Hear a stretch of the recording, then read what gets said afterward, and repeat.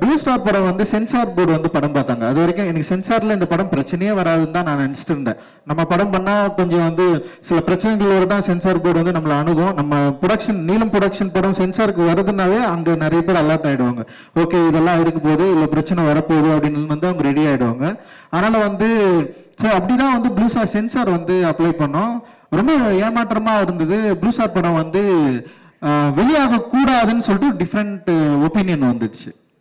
எனக்கு ரொம்ப ஆச்சரியமா, இந்த படமாங்க இப்படிங்க இதை போயிட்டு நீங்க வெளிவரக்கூடாதுன்னு சொல்றீங்க.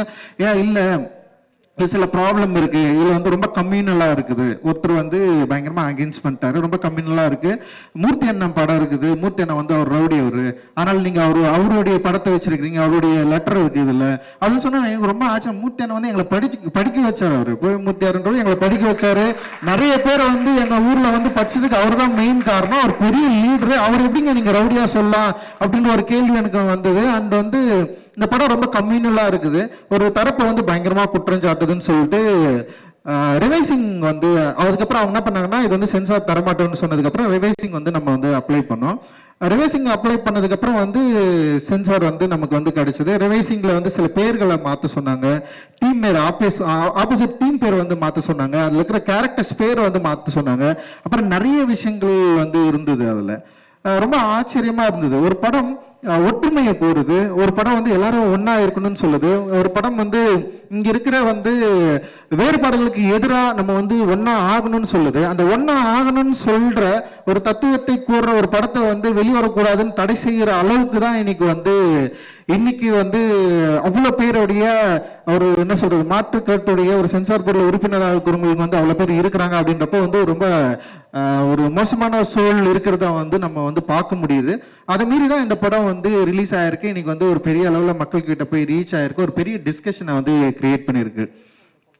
சுசீலா அம்மா வந்து அதான் இப்போ இவங்க சொன்னாங்க, சௌந்தர்யா வந்து ரொம்ப கரெக்டா சொன்னாங்க. அந்த சீன் வந்து எனக்கு ரொம்ப இந்த படத்துலயே பயங்கர பிடிச்ச சீன். சில படங்கள்ல 2 சீன் 3 சீன் தான் எனக்கு போதுமானதாவே இருக்கும். அது பார்த்தோன்னே எனக்கு வந்து ரொம்ப சந்தோஷமாயிடும். ஓகே ரொம்ப திருப்தியான நம்ம வேலை செஞ்சிருக்கிறோம்னு எனக்கு வந்து தோணும். ப்ளூ ஸ்டார்ல அப்படி எனக்கு வந்து ரொம்ப திருப்தியான ஒரு காட்சினா, ராஜேஷ் வந்து ஃபர்ஸ்ட் வட்டி கேட்கறப்ப வந்து சுசீலான்னு சொல்லிட்டு பேர் சொல்லி கூப்பிடுறப்ப எனக்கு சமக்கம் வந்ததுன்னு வச்சுங்களேன். ஆனா இதுதான் இயல்பு, இதுதான் வந்து ஒட்டுமொத்த சமூகத்துல இருக்கு. நானும் சின்ன வயசுல நான் பார்த்துருக்கேன். வந்து ஊர் தெருவில் இருக்கிறவங்க வந்து இப்ப நம்ம ஊர்ல வயசான தாத்தா இருப்பாரு, அவர் பேர் சொல்லி கூப்பிடுறது வந்து எனக்கு ரொம்ப கோபமா இருக்கு. எங்க அப்பா கிட்ட கேட்டிருக்கேன், ஏப்பா அது மாதிரி வந்து அவங்க வந்து இப்படி பேர் சொல்லி கூப்பிடுறானுங்க அப்படின்னு சொல்லி. எங்க அப்பா வந்து அவரால் சொல்ல முடிஞ்ச அளவுக்கு என்னை வந்து புரிய வச்சிருக்காரு. அண்ட் வந்து இந்த படத்தோட வெற்றியா நான் எதை பாக்குறேன்னா, ஃபர்ஸ்ட் வந்து சுசிலான்னு பேர் சொல்லி கூப்பிட்ட ராஜேஷ், ரெண்டாவது அந்த வீட்டுக்குள்ள வரப்ப அம்மான்னு கூப்பிடுவான். ஃபர்ஸ்ட் சுசிலான்னு கூப்பிட்டப்போ அந்த அம்மா வந்து தன்னுடைய வெறுப்பை இயலாம எந்த விதத்துல வெளிப்படுத்தினாங்கன்னு தெரியாது. ஆனா ரெண்டாவது அம்மான்னு கூப்பிடுறப்ப அவ்வளவு வாந்தியா சொல்லுவாங்க, எப்பா வாப்பா உட்காருப்பா. அதுதான் எங்க அம்மா எல்லாம், அதுதான் சுசிலா அம்மா, அதுதான் எங்க அம்மா, அதுதான் நானு, அதுதான் இங்க இருக்கிற ஜெய், அதுதான் ப்ளூ ஸ்டார். உங்களோட முரண்படுவதற்கும் உங்களோட சண்டையிடுவதற்கும் எங்களோட விருப்பமே கிடையாது. பொதுவில் பங்கு கோருதல்.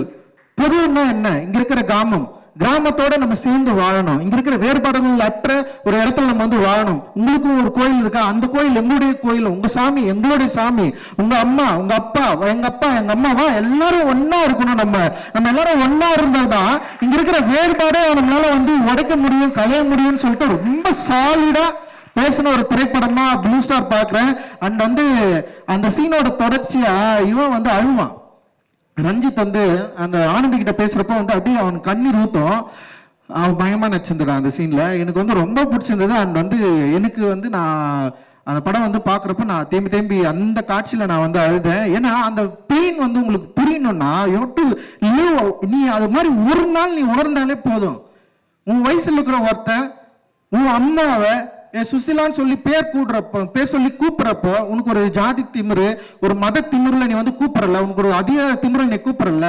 அந்த ஒத்த வயசுடைய ஒரு பையனுடைய மனசுல அவனுக்கு எவ்வளவு வலிச்சிருக்கும், அந்த வலிக்கு எவ்வளவு கோவம் இருக்கும். அந்த கோவத்தை திருப்பி பேசுறப்போ இவன் வந்து கோவப்படுறான், இவன் வந்து வெறி பிடிச்சனா இருக்கிறான் அப்படின்றப்ப அந்த கோவத்தையே டைரக்டர் என்ன பண்றாருன்னா ஈஸியா வந்து கடக்குறாரு. ஓகேடா இது சரியாயிடும், அந்த காதலி மூலமா வந்து அது கடக்குறாரு. இல்ல இது சரியாயிடும், நீ கவலைப்படாத அப்படின்னு அந்த பொண்ணு ஒரு டைலாக் வர சொல்லு, வேணா வந்து என் செயின் தட்டமா வச்சு குத்துறியா அப்படின்னு சொல்லிட்டு.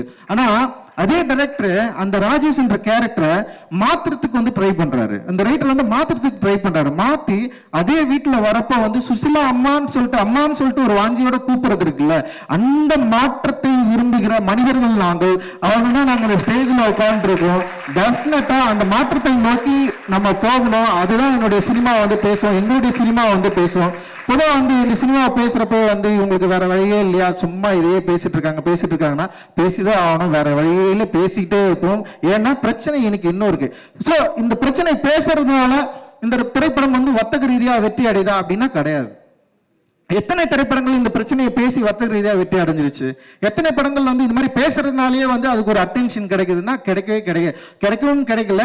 ஆனா மக்கள் அப்படியே ஈஸியா அக்செப்ட் பண்றதும் கிடையாது. அந்த படத்தோட செய்நேர்த்தி, அந்த படம் எந்த அளவுக்கு வந்து மக்களை வந்து கனெக்ட் பண்ணுது, சும்மா எல்லாம் வந்து இங்க நின்று முடியாது. இத்தனை வருஷம் வந்து ஒரு ஒர்க் ஆஃப் ஆர்ட் இல்லாம, மக்களை கனெக்ட் பண்ணாம, ஒரு லாங்குவேஜை பேசாம எல்லாம் வந்து இங்க நின்று முடியாது. அவ்வளவு வேல்யூ இருக்கு எங்களோட ஒர்க்ல, அவ்வளவு வேல்யூ இருக்கு, அவ்வளவு உழைக்கிறோம். அந்த உழைப்பு என்னன்னா திருப்பி மக்கள் கிட்ட இந்த நாங்க பேசுற தத்துவத்தை சரியான மொழியில கொண்டு போய் சேர்க்கணும். சரியான மொழியில கொண்டு போய் சேர்க்கறது மூலமா அதை மக்கள் விரும்புகிறப்போ அது வர்த்தக ரீதியாகவும் கமர்ஷியல், அதாவது கிரிட்டிக்கலாகவும் மிகப்பெரிய வெற்றி அடையுது. அந்த வெற்றியின் மூலமா பல பேருக்கு நம்பிக்கை கிடைக்குது. அந்த நம்பிக்கை இந்த சமூகத்துல முடிந்த அளவுக்கான மாற்றத்தை உருவாக்கும் அப்படின்னு சொல்லிட்டு எங்கள் படைப்புகள் மூலமா நாங்க வந்து ரொம்ப ஆணித்தரமா நம்புறோம். அந்த நம்பிக்கையை எங்களோடு சேர்ந்து ஒர்க் பண்ற, இந்த வெற்றியை எங்களோடு சேர்ந்து ஒர்க் பண்ற உங்களுக்கு எல்லாருக்குமே வந்து சமர்ப்பிக்கிறோம்.